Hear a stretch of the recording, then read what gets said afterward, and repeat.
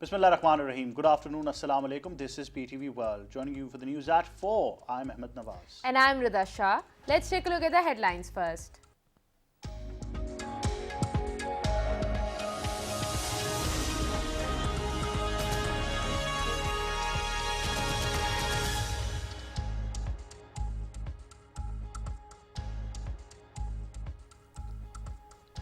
Prime Minister Imran Khan calls for devising a viable framework for equitable and affordable supply of COVID-19 vaccine to developing countries.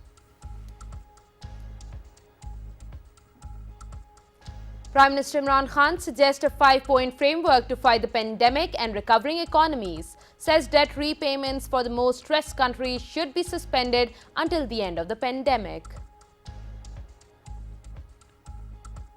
Opposition alliances pursuing conflicting narratives. Information Minister Shibli Faraz says they are now turning to the Parliament after being rejected by the public. Foreign Minister Shah Mahmood Qureshi says Kashmir is an internationally recognized dispute where Indian occupational forces are denying the most basic human rights of Kashmiri people over a long period of time. Kashmiris to observe Indian Republic Day tomorrow as Black Day to draw world attention towards the continued Indian occupation in occupied Kashmir and depriving Kashmiris from their right of self-determination for the past 73 years. Thousands of farmers are on their way to New Delhi to participate in the tractor rally on Republic Day to protest the centre's controversial new agricultural laws. The captains Babar Azam and Quinton de Kock unveiled the Test trophy in Karachi and posed for photos ahead of the first of the two Test series between Pakistan and South Africa that starts tomorrow in Karachi. Action will be live on PTV Sports from 10 a.m.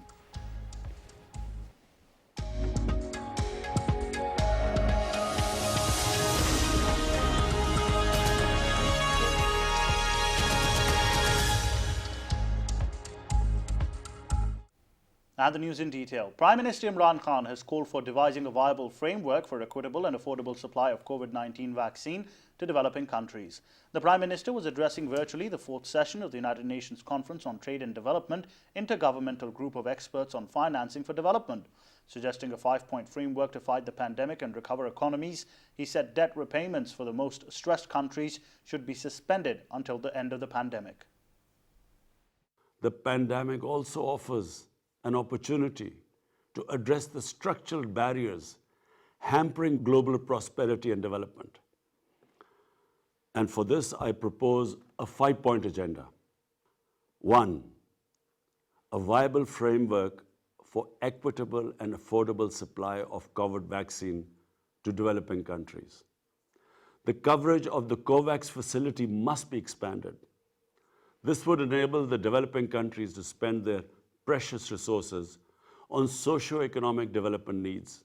2.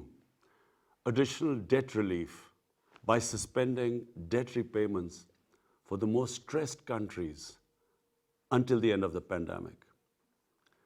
And restructuring of the public sector debt under an agreed and inclusive multilateral framework. And expanding concessional financing through multilateral development banks. 3. A general allocation of special drawing rights of $500 billion to help alleviate balance of payment pressures. 4.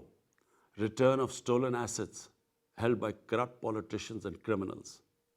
The illicit financial outflows from developing nations causes more poverty in this world than any other factor. Reportedly, a staggering amount of $7 trillion is parked in haven destinations. And it is also reported that $1 trillion annually leaves the developing countries for these haven destinations. 5. Meeting the agreed target of mobilizing the $100 billion annually by developed countries for climate action in developing countries. Counting on Pakistan's measures to combat COVID-19, the Prime Minister said our efforts have been aimed at ensuring that we save people from dying from the virus and at the same time preventing them from dying from hunger. Imran Khan said our strategy fortunately has worked well so far, but continuous efforts are needed to fully overcome the second wave of the virus.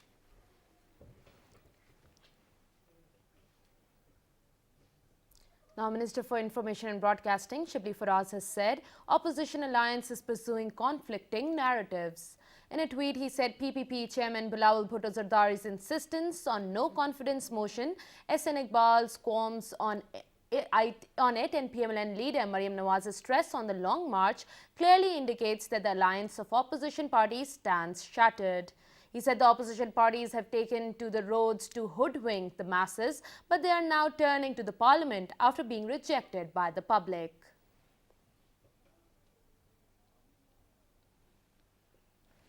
Defence Minister Parvez Khattak has said leaders of opposition parties will fail in their attempts to destabilise the government through unconstitutional means for their personal interest. Addressing a ceremony in Nowshera, he said political parties that are part of the PDM would soon dismember due to conflicting interest. He said those who looted the public money with impunity would be made accountable to public for their misdeeds and they would not be pardoned. Defence Minister said PTI government believes in development of backward areas to bring them in national mainstream.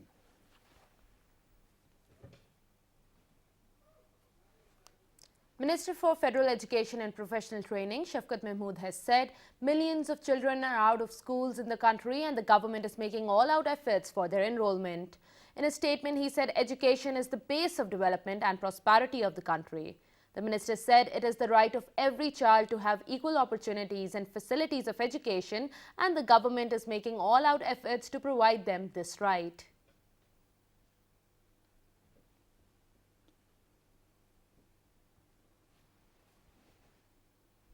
Special Assistant to the Prime Minister on Social Safety and Poverty Alleviation, Dr. Sania Nishtar, has said over 70% Ehsaas Kafalat Programme survey has been completed to enroll about 7 million poor people by bringing them under social safety net.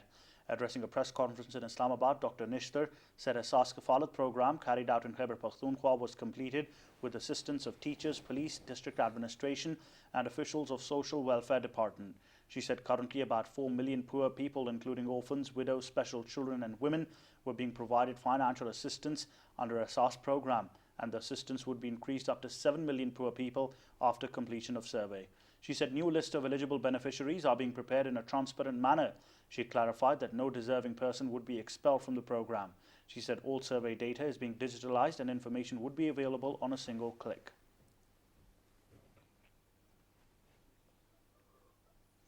World Bank's country director to Pakistan, Ben Hennessy, called on Minister for Economic Affairs Khusro Bakhtiar in Islamabad. Projects being executed with the cooperation of World Bank in Pakistan came under discussion in the meeting. The minister stressed to enhance cooperation in the fields of education, health, local government, housing and agriculture.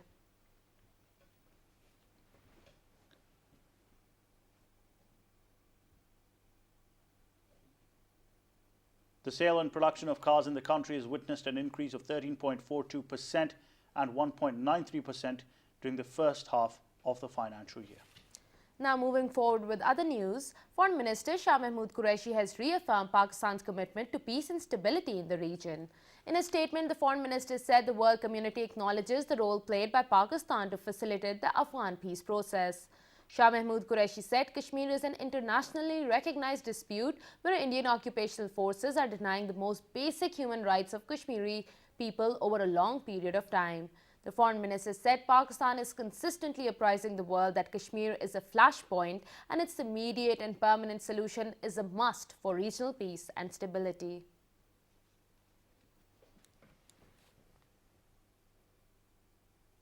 Pakistan has urged the international community, particularly United Nations, to bring an end to the plight of Kashmiri children who are being denied their right to education by India.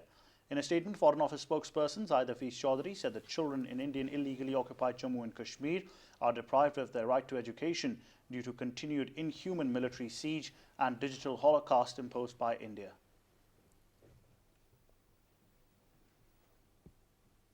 Kashmiris on both sides of the line of control and the world over will observe the Indian Republic Day as Black Day tomorrow.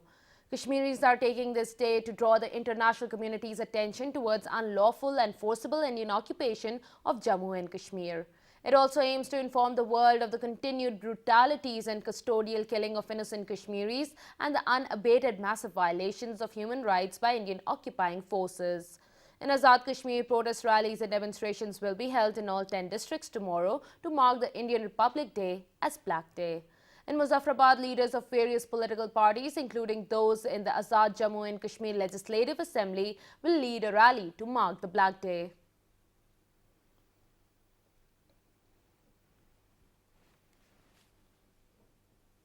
All-Party Hurriyat Conference has urged the UN Human Rights Council and other international organizations to send their teams to meet the unlawfully detained Hurriyat leaders in jails in Indian illegally occupied Jammu and Kashmir and to assess their plight and use influence for the early release of these prisoners. APHC spokesman expressed serious concern over the plight of Kashmiri Hurriyat leaders and activists illegally detained in Agra, Tihar and other Indian jails. On the other hand, Indian troops and police have intensified checking and frisking in Srinagar city and other parts of the territory in the name of so-called security measures ahead of India's Republic Day tomorrow.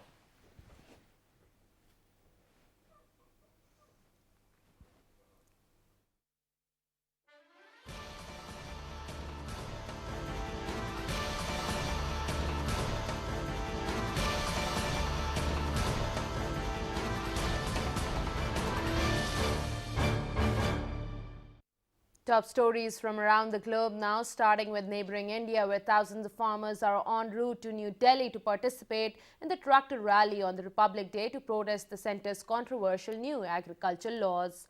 Agriculture organizations have decided to hold similar parades in different states and districts across the country. Thousands of Indian farmers have been demanding the government to repeal the laws for more than 2 months now. Visuals from the city border and toll gates showed the farmers in thousands are arriving in cars, jeeps, vans and trucks flying red flags. 11 rounds of talks between the Indian government and the protesting farmers have failed to end the months-long deadlock.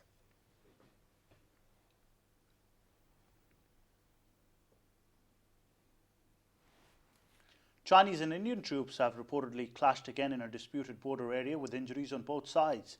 The clash reportedly took place in North Sikkim 3 days ago. Tensions have been high between the two countries since a deadly clash in another disputed border area. At least 20 Indian soldiers were killed in a skirmish in Galwan Valley, Ladakh, in June. According to media reports, the latest incident happened at the Nakula Pass in Sikkim. The two countries have also fought a war in 1962 when India suffered a heavy defeat.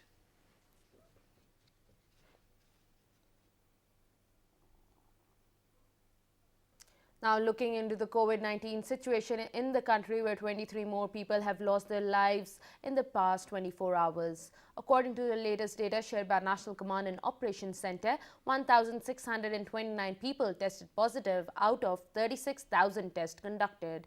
The figure of active COVID cases in the country now stands beyond 33,000.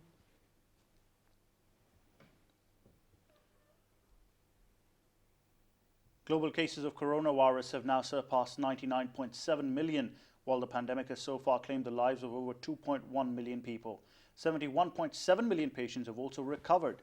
Death toll due to the coronavirus soared to more than 429,000 in the United States, more than 153,000 in India, and more than 217,000 deaths were reported in Brazil.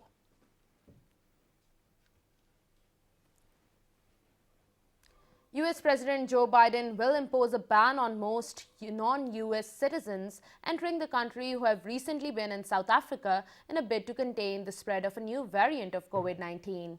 Biden is also reimposing entry ban today on nearly all non-US travelers who have been in Brazil, the United Kingdom, Ireland, and 26 countries in Europe that allow travel across the border. CDC's Principal Deputy Director Dr. Ann said they are adding South Africa to the restricted list because of the concerning variant that has already spread beyond South Africa. She added the agency was putting in place the suite of measures to protect Americans and also to reduce the risk of these variants spreading and worsening the current pandemic situation in the United States.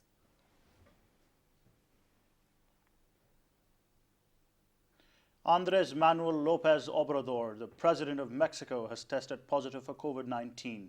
The president said that his symptoms were light and that he was receiving medical treatment.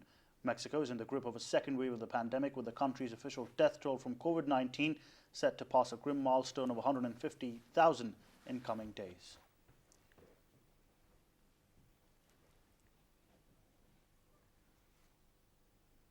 Now, European Union foreign ministers met to debate their response to Russia's arrest of Alexei Navalny and crackdown on demonstrators as pressure grows to impose sanctions on the Kremlin. The diplomats from the 27 nations are meeting in Brussels for a busy day of talks ranging from Europe's relations with the new US President Joe Biden to efforts to salvage the Iran nuclear deal. Lithuanian Foreign Ministers Gabriel Landsbergis said that the EU needs to send a very clear and decisive message that this is not acceptable and calling for more sanctions on Russian individuals. Russia has accused Western countries of encouraging rallies in support of opposition leader Alexei Navalny. Thousands defied a heavy police presence to join the rallies. More than 3,500 were detained. Demonstrations were held on Saturday in about 100 cities and towns from Russia's Far East and Siberia to Moscow and St. Petersburg.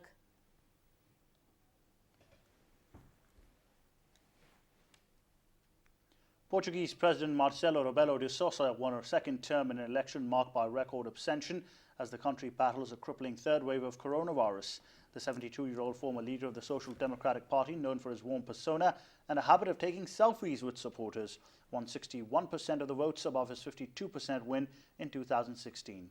Still, 60% of voters abstained, the highest figure in Portuguese history, in part because 1.1 million voters from abroad were added to the electoral register for the first time, but also due to hundreds of thousands of people in quarantine.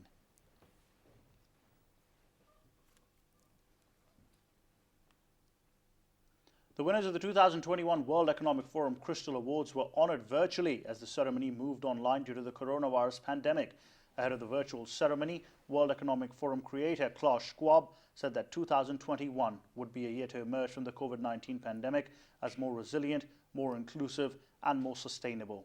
This year, British Ghanaian architect David Adjai and Brazilian photographer Sebastião Salgado were crowned the winners. The world's leaders will hold a virtual Davos Agenda event starting on Monday instead of the traditional January event in Switzerland.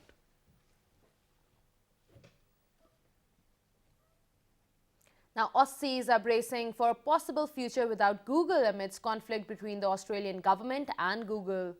Earlier, Google said it would block its search engine in Australia if the government proceeds with a new code that would force it and Facebook to pay media companies for the right to use their content. Google has called the code overly broad and said that without revisions, offering even a limited search tool would be too risky. The company does not disclose sales from Australia, but search ads are its biggest contributor to revenue and profits globally.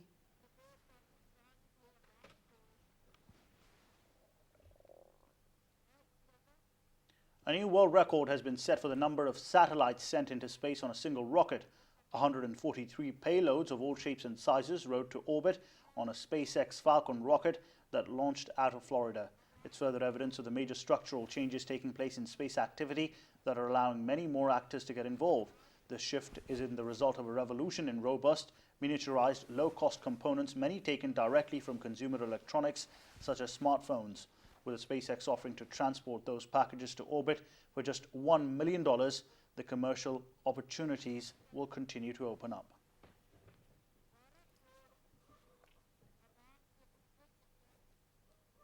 Severe winds and heavy rains wrecked thousands of buildings, ruined crops and displaced almost 7,000 people in Mozambique over the weekend. Mozambique's National Institute for Disaster Risk Management and Reduction said investigations have shown that Eloise has injured 12 people and displaced 6,859 others. The region's Budzib district had been particularly hard hit with wind speeds of up to 150 kilometers per hour.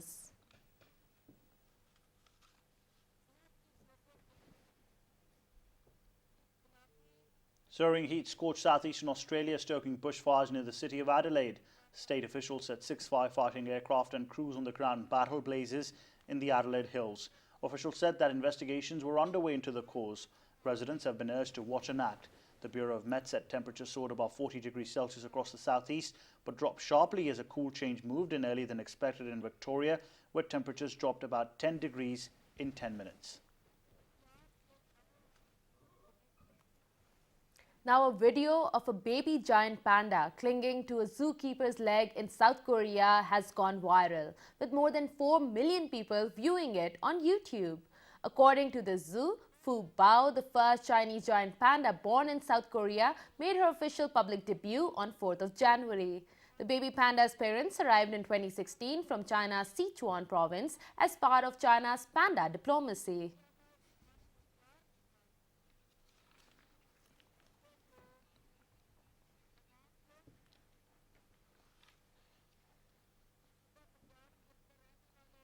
Now, the sale and production of cars in Pakistan has witnessed an increase up to 13.42% and 1.93%, of course, in the corresponding period of last year. More details in the following report. During the period under review, as many as 67,026 cars were sold against the sale of 59,094 units, while the production of cars increased from 60,862 units to 62,041 units, showing growth of 13.42 and 1.93% respectively. According to Pakistan Automobile Manufacturing Association, among cars, the sale of Honda cars showing increase of 72.9% from 6,916 units in last year to 11,958 units during current year under review, while Suzuki Swift sales dipped by 12.14% from 1,136 units to 998 units during fiscal year 2020-21. The sale of Toyota Corolla went down from 11,742 units to 8,427 units, showing decrease of 28.23%, the data revealed. Similarly, the sale of Suzuki Cultus, however, going up from 6,609 units to 7,517 units, witnessing increase of 13.73%, while the sale of Suzuki Wagon-R also rose by 20.5% from 4,546 units to 5,478 units. The sale of Suzuki Bolan also witnessed increase of 28.38% from 2,790 units to 3,782, whereas the sale Suzuki Alto, however, witnessed decrease of 31.43% from 23,658 units to 16,221 units. On the other hand, the production of Honda cars went up by 86.91% from 6,258 units to 11,697 units, whereas the production of Suzuki Swift witnessed decline of 21.84% from 911 units to 712 units during the 6 months of fiscal year 2020-21. The production of Toyota Corolla declined from 11,805 units to 8,440 units, showing decrease of 28.5%, it added. The production of Suzuki Cultus, however, increased from 6,726 units to 7,582 units, witnessing increase of 12.72%, while the production of Suzuki Wagon-R witnessed a sharp decline of 33.94% from 6,744 units to 4,455 units. Meanwhile, the production of Suzuki Bolan witnessed nominal decline of 1.18% from 3,711 units to 3,667 units, while the production of Suzuki Alto also decreased by 48.45% from 24,707 units to 12,734 units during July to December fiscal year 2020-21. Well, there you go, a sharp increase in the production and sales of cars, but truly the pricing is something that is also going up and needs to be reviewed by relevant authorities. Now we'll take you live where Special Advisor to the Chief Minister Punjab is addressing the media. ये university जो है एक ऐसा रोशन चिराग बनेगी जहाँ से फूटने वाले जो चश्मे हैं वो जहालत के अंधेरों को ख़त्म करने में मावन साबित होंगे। कैबिनेट ने आज एक और अहम संग मील अबूर किया है कि यहाँ साबका द्वार में सिर्फ चंद शहरों और चंद मखसूस तबकात तक जो तरक्की का सफ़र था उसको हुकूमत ने हर ज़िले तक ले जाने का जो फ़ैसला किया है, आज उसकी अमली हिकमत अमली के तहत सियालकोट जो सनतकारों का शहर है, सियालकोट जो इकबाल के शहीनों का शहर है, सियालकोट का जो ताना बाना फैज़ अहमद फैज़ से मिलता है, तो इस शहर के अंदर जो पोटेंशियल है, जो इसका पब्लिक प्राइवेट पार्टनरशिप से इस शहर की अपनी कोशिशें और काविशें, वो एयरपोर्ट हो, वो आपका ड्राई पोर्ट हो या दीगर मंसूबे हों, आज कैबिनेट ने सियालकोट डेवलपमेंट अथॉरिटी बनाने की असूली मंजूरी दे दी है, जिसके तहत शहर की तमीर, तरक्की और खुशहाली में अब एक ऑर्गेनाइज्ड, प्लान्ड, स्ट्रक्चर और रोड मैप के साथ उस शहर के अंदर हम पब्लिक प्राइवेट पार्टनरशिप को और ज़्यादा इफ़ेक्टिवली आगे लेके चलेंगे।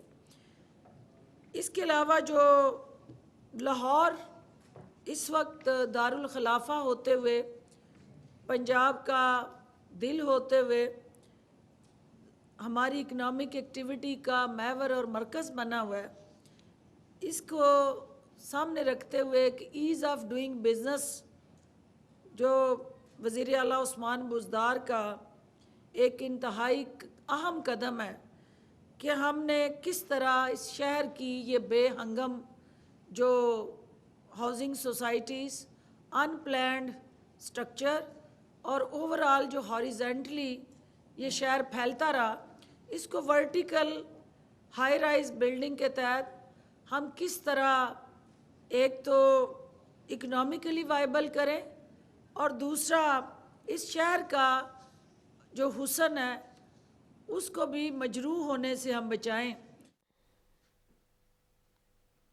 That was Special Advisor to Chief Minister Punjab, Firdaus Ashikawan, who was addressing the media in Lahore. She announced a couple of decisions taken by the provincial government. One was the provision of universal health care to the entire province of Punjab and also the approval of Sialkot Development Authority. She also said that the beauty and historic glory of the city of Lahore would be restored. Now moving on, the second death anniversary of renowned television and film actress Ruhi Bano is being observed today. Ruhi Bano, a versatile actress, had joined the television fraternity when she was doing her MSc in psychology from the Government College Lahore. Ruhi acted in a few films, but television was where her heart was. Her outstanding performances in Kila Kahani, Zard Gulab, Hairat Kada, Darwaza, Kiran Kahani placed her above her counterparts. After the death of her son in 2005, she abandoned her career and led a reclusive life in Lahore. She was staying at Fountain House.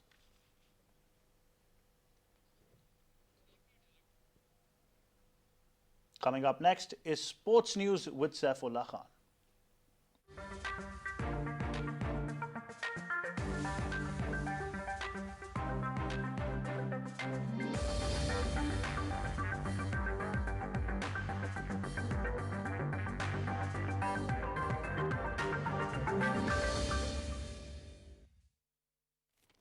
Welcome to the news from the world of sports. Let's begin with the South Africa tour of Pakistan, and the first of the two test series between Pakistan and South Africa begins tomorrow in Karachi. PTV Sports will telecast the match live from 10 a.m. Earlier, both the captains Babar Azam and Quinton de Kock unveiled the test trophy in Karachi and posed for photos. The series holds a major significance as this is South Africa's first tour to Pakistan since 2007, and the result from it can directly reflect on Misbah's future as head coach. The PCB had already intended to bring about changes in team management after the New Zealand tour, but the Cricket Committee recommended a stay of execution, opting against making a knee-jerk reaction and resolving instead to meet again after the home series, South Africa. The committee believed a series in home conditions can have no points for second place.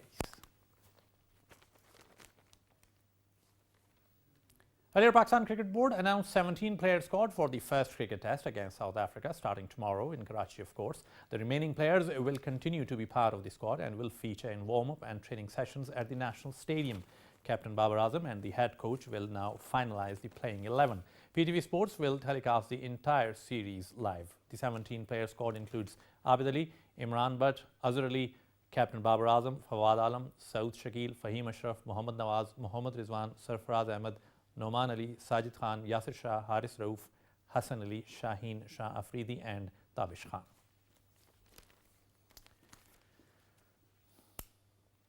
The third and final one-day match between Pakistan women and South Africa women will be played tomorrow in Durban. Hosts already enjoy 2-0 lead over green shirts. Pakistan women lost first ODI by 3 runs and the second by 13 runs. They can, however, end the ODI series on a victory note by scoring a consolation win in Durban. The ODI series is followed by a 3-match T20 international series. Sindh, Northern and Khyber Pakhtunkhwa won their ties in the Pakistan Cup one-day cricket tournament in Karachi. PTV Sports telecast the event live. In the first match, Sindh defeated Southern Punjab by 5 wickets. Batting first, Southern Punjab scored 348 for 4 in allotted 50 overs. Skipper Shan Masood and Sohaib Masood scored centuries and added 200 runs for the second wicket. Sohaib Masood smashed 130 and Shan Masood 125. For Sindh, Mohammad Hasnan took 2 wickets. In reply, Sindh achieved the 349-run target for the loss of 5 wickets in 46.5 overs, held by a string of half-centuries. Saad Ali scored 78, skipper Anwar Ali hit unbeaten 69, Danish Aziz 65 and Asad Shafiq contributed 62. For Southern Punjab, Muhammad Abbas took 2 wickets. In other matches, Northern outplayed Balochistan by 6 wickets, while Khyber Pakhtunkhwa beat Central Punjab by 69 runs.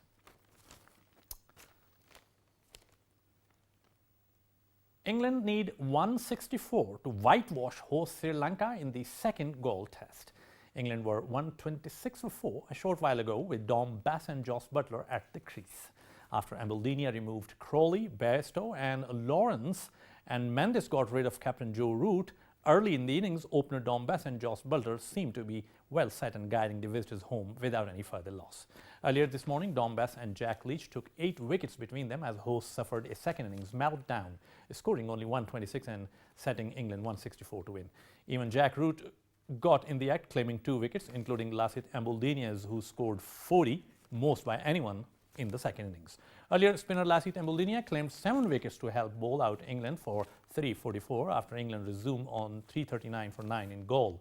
Skipper Joe Root scored 186 after his double century in the first test to steer England's response to Sri Lanka's first innings total of 381. He was run out in the final over on Sunday off a direct throw from short leg fielder Oshada Fernando.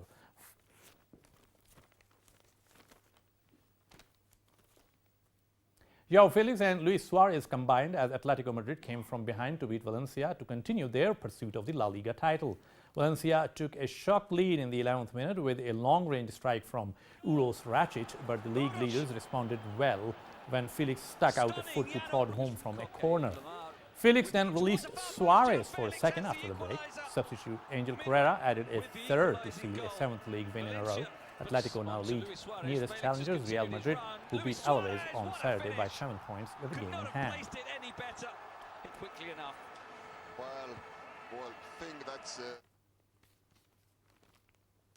Barcelona are back to 3rd place in La Liga with a 2-0 victory over Elche.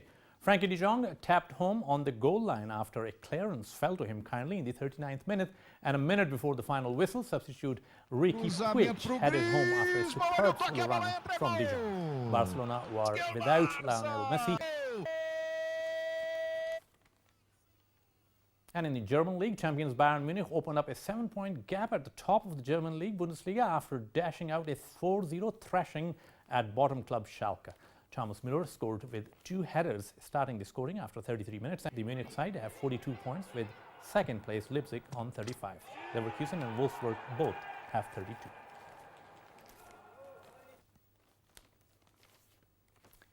32.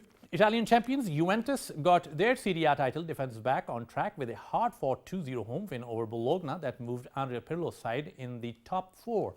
Though Cristiano Ronaldo did not score, Arthur Melo notched his first goal for the Turin club in the first half with a deflected strike, and American midfielder Weston McKennie headed home the second after 71 minutes.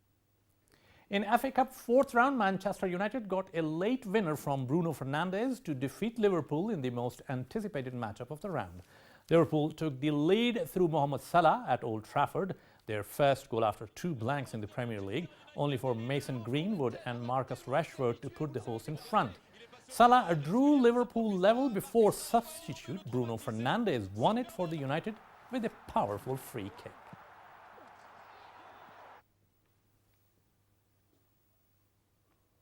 A Tammy Abraham hat-trick earned Chelsea victory over Luton Town to relieve some pressure on manager Frank Lampard. Abraham slotted in from Timo Werner's cutback before nodding in a second from Reece James' chip.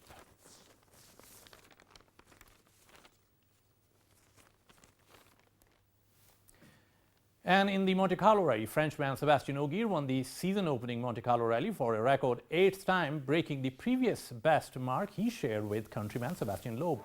It was the 7th-time world champion Ogier's 50th career win in what will be his final full season. Ogier beat team rival Elfyn Emmons by 32.6 seconds, with Belgian driver Thierry Neuville 1 minute 13.5 seconds behind Ogier in 3rd place. Ogier and co-driver Julien Ingracia stood on top of their car as they celebrated.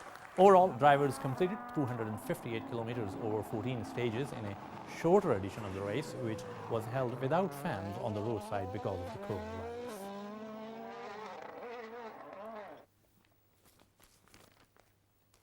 Canadian Reece Howden completed a weekend double when he won FIS World Cup Ski Cross Big Final.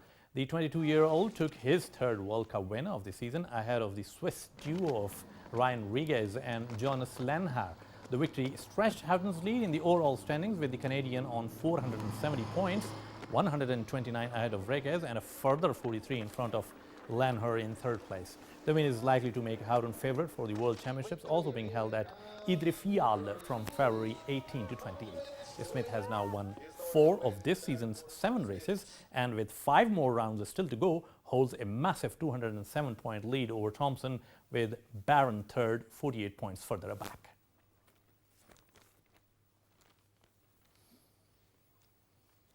Olympic shot put champion Ryan Crouser of the United States set a world indoor record of 22.82 meters at the American Track League Series opener in Fayetteville. Crouser, who won the gold medal at the 2016 Rio Olympics on his opening attempt, bettered the 32-year-old mark of 22.66 meters set by American Randy Barnes in 1989. The 28-year-old also bettered the old world record on his 3rd attempt with an effort of 22.70 meters. Crouser finished off the meet with a throw of 22.48 meters, his 3rd best of the day, but still a mark that only 2 other men have bettered indoors.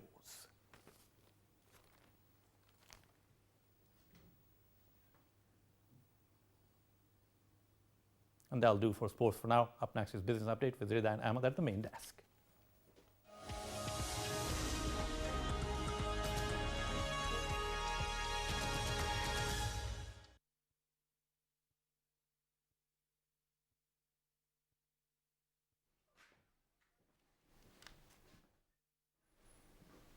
Thank you, Saif. Now looking at the business updates, where Pakistan Stock Exchange 100 index is up 210.36 points to 46,078.8 for today at the break, with a high of 46,189.02 and low of 45,868.04.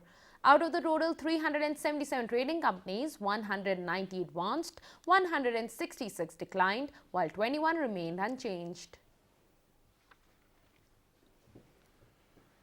Stocks in Hong Kong rallied more than 2% today following a 2-day sell-off as investors welcomed news that leaders had lifted a lockdown in part of the city. Hang Seng Index jumped 2.41% to 30,159.01. Benchmark Shanghai Composite Index added 0.48%, while the Shenzhen Composite Index on China's second exchange rose 0.27%.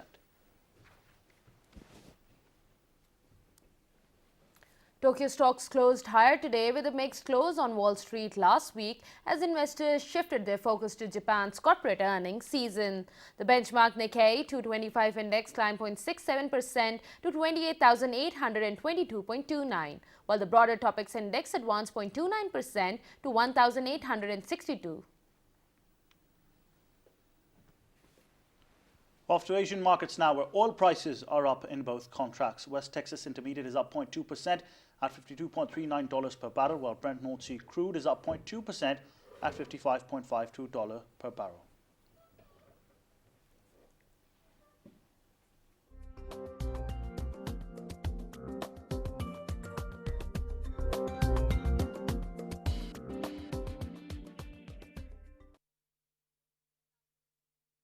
Cold and dry weather is expected in most parts of the country during next 24 hours. However, very cold in upper parts and North Balochistan during this period. Fog is likely in few plain areas of Punjab during morning hours. Met Office said continental air is prevailing over most parts of the country.